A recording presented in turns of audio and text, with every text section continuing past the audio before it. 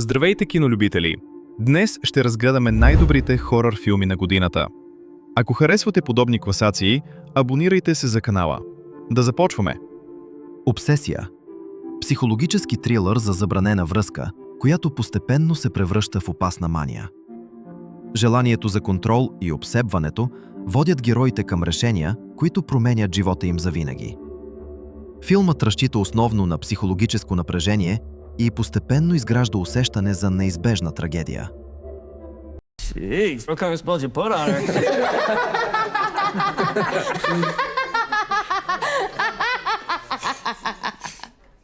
Субстанция. Започваме с един от най-коментираните филми на годината – Субстанция. Историята проследява Елизабет Спаркъл, бивша фитнес звезда, чиято кариера приключва заради възрастта й. В отчаян опит да си върне младостта, тя използва мистериозно вещество, което създава нейна по-млада и привидно съвършенна версия. Единственото правило е двете да живеят по 7 дни всяка. Нарушаването на това правило води до ужасяващи последици.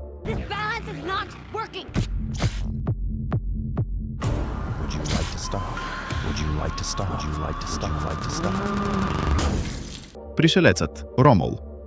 Група млади колонисти открива изоставена космическа станция с надеждата да намери начин да избяга от тежкия живот на своята планета. Вместо спасение, ги очакват смъртоносните ксеноморфи. Филмът връща напрегнатата атмосфера на оригиналните части, като комбинира постоянна опасност, отлични визуални ефекти и напрежение, което не намалява до самия финал. Освен познатите чудовища, историята представя и нови заплахи, които правят борбата за оцеляване още по-напрегната.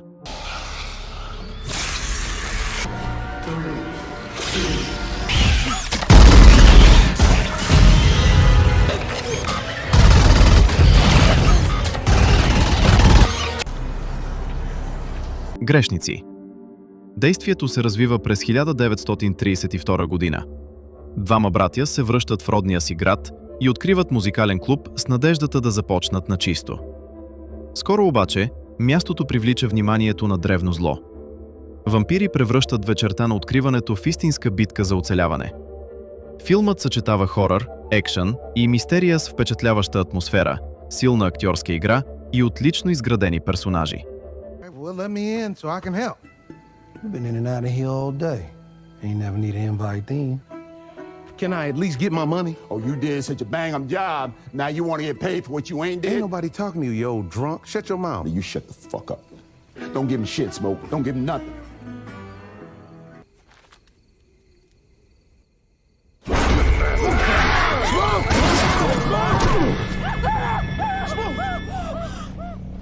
Наблюдателите. Млада художничка се изгубва в гъста ирландска гора и попада в убежище заедно с трима непознати. Всяка нощ мистериозни същества ги наблюдават през стъклена стена, а едно правило е абсолютно задължително. Никой не трябва да напуска укритието след залез.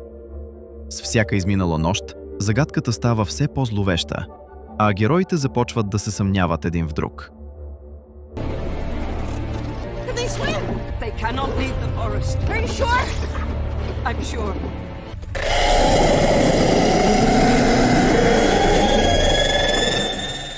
То Пенюлайс отново се завръща. Ново поколение деца в Дери трябва да се изправи срещу древното зло, което се храни със страховете им. За да оцелеят, те трябва да преодолеят собствените си кошмари и да се обединят срещу едно от най-емблематичните чудовища в историята на хорър киното.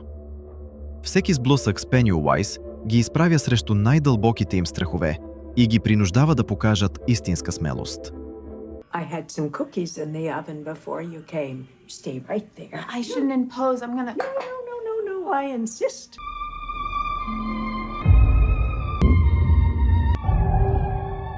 Заклинанието.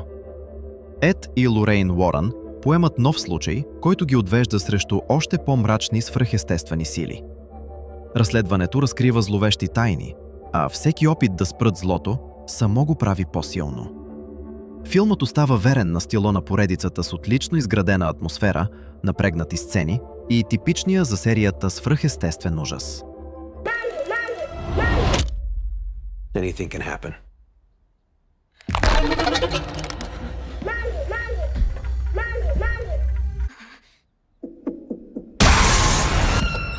Говори с мен. Група приятели открива ритуал, чрез който могат да разговарят с духове, използвайки балсамирана ръка. В началото всичко изглежда като забавление, но нарушаването на едно просто правило отприщва серия от ужасяващи събития. Филмът впечатлява с оригиналната си идея и силното психологическо напрежение. Put your hand on it. Now say, talk to me. Talk to me. Усмивка. След като става свидетел на странна смърт, психиатърка започва да вижда хора с зловеща усмивка. Постепенно разбира, че е попаднала под влиянието на мистериозно проклятие.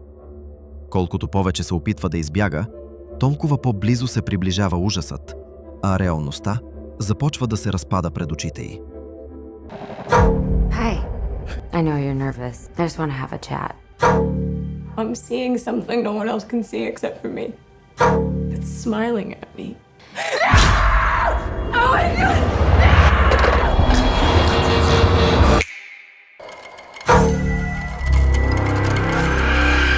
Оръжие. Една сутрин цял клас деца изчезва безследно. Разследването постепенно разкрива все по-странни подробности, а основният заподозрян се оказва тяхната учителка.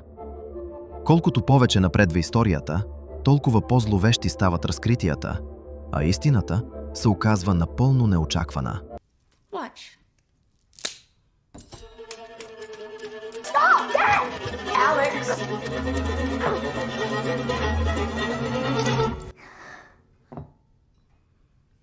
Now, when I tell you that you are not to speak about me or your parents to anyone, I promise. you understand what can happen if you break your promise. Go to school. Take the bus. Злите мъртви. Пробуждане. Две сестри попадат в капана на демонично зло, освободено след откриването на книгата на мъртвите. Борбата за оцеляване се превръща в истински кошмар, изпълнен с напрежение, кървави сцени и безмилостен ужас, с който поредицата е известна.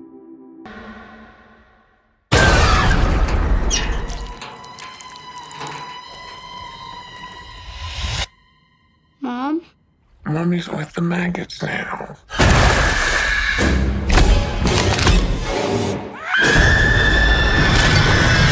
Това бяха най-добрите хорър филми в класацията.